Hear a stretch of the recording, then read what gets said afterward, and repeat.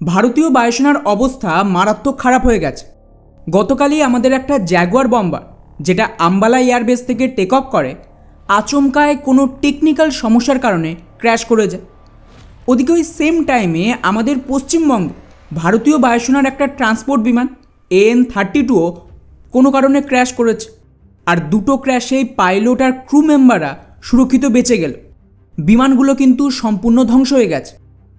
এখন to be honest, fighter jet crash হওয়া অস্বাভাবিক কিছু না।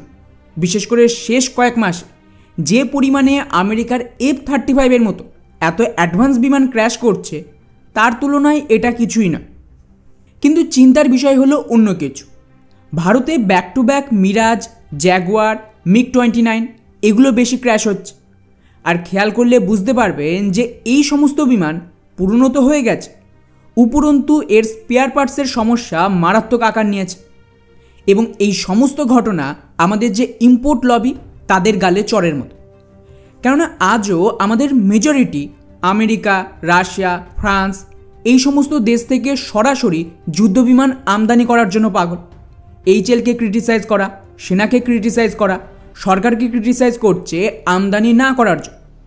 কিন্তু যদি আপনারা একটু গভীরভাবে এই সমস্ত ক্র্যাশের কারণ খোঁজার চেষ্টা করেন, তাহলেই বুঝতে পারবেন এখানে আসল সমস্যা কী।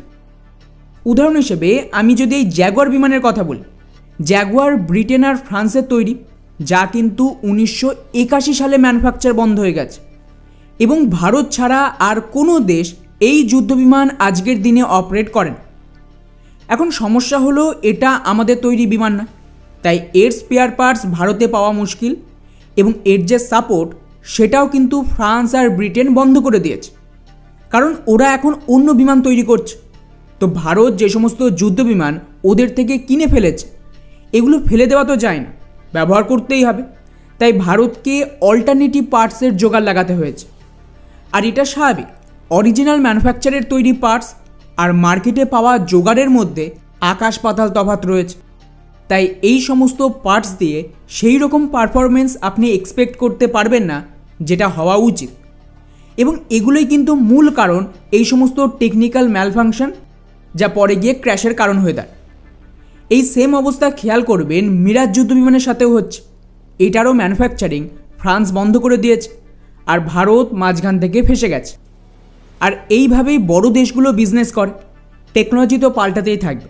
তাই এই দেশগুলো যুদ্ধবিমান তৈরি করে সেটা এক্সপোর্ট করে এবং তারপর ওই সমস্ত সাপোর্ট বন্ধ করে নতুন যুদ্ধবিমান ম্যানুফ্যাকচার করে।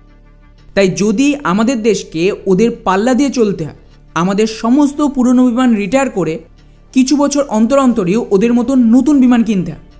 আর এটা তো স্বাভাবিক যে পশ্চিমাদের ন্যাটো আর আমেরিকার কারণে ফান্ডিংয়ের কমতি ছিল না এবং ওরা পুরনো বিমান রিটায়ার করে নতুন ইন্ডাক্ট করত।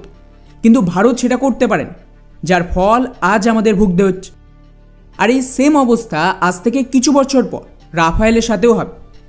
এখন প্রশ্ন আসছে যে তাহলে এগুলিকে কাউন্টার করার উপায় কী? এর একটাই উপায়, সম্পূর্ণ স্বদেশী করা। মুশকিল হচ্ছে আমাদের মেন্টালিটি আজও এটা যে বায়ুসেনার ফাইটার জেটের সংখ্যা কমে যাচ্ছে, আরও বিমান চায়। কিন্তু যদি একটু নজর দেন, এমন কোনো সময় ছিল না আর না ভবিষ্যতে আসবে যেখানে পারফেক্টলি বায়ুসেনা সম্পূর্ণ রেডি থাকবে। কেননা যত সময় যাবে টেকনোলজি পুরনো হতে থাকবে, সেগুলো রিটায়ার করতে হবে আর নতুন বিমান ইন্ডাক্ট করতে হবে। আর এটা কিন্তু কন্টিনিউয়াস প্রসেস। তো কনফ্লিক্ট তো লেগেই আছে। ফলে ভারতকে এর মধ্যেই রিস্ক নিয়ে বিদেশ থেকে আমদানির বদলে দেশীয় বিমান সেনাতে সামিল করতেই হবে, তাতে যত সময় লাগে।